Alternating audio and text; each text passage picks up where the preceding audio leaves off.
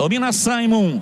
Recolhe, faz o lançamento para Danilo Barcelos. Cruzamento na área para Ali Oliveira. Vem de cabeça Everton Brito. Tocou, é gol! Gol!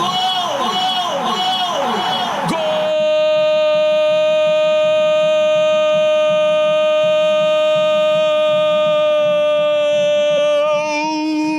Da Ponte!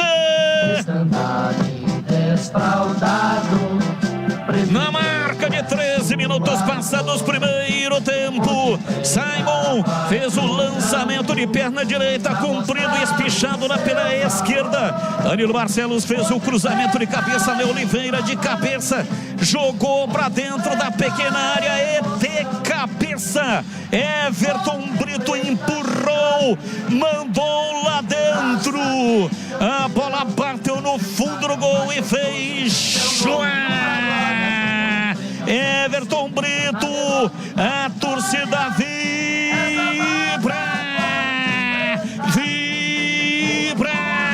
da pele até o osso.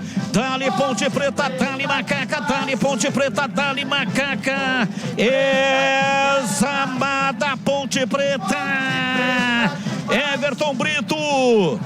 Everton Brito, Everton Brito, Everton Brito, Everton Brito, Everton Brito, Everton Brito, Everton Brito, camisa 29.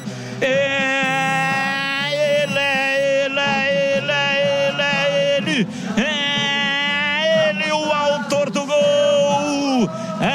Abre o placar do jogo em Concórdia, Santa Catarina. Ponte Preta 1, Concórdia 0. E o detalhe do gol é seu Vladimir Catarino. Everton Brito, que sempre foi considerado como o 12º jogador da Ponte, né? Sempre entrou com muita qualidade em muitas oportunidades. Hoje começando como titular.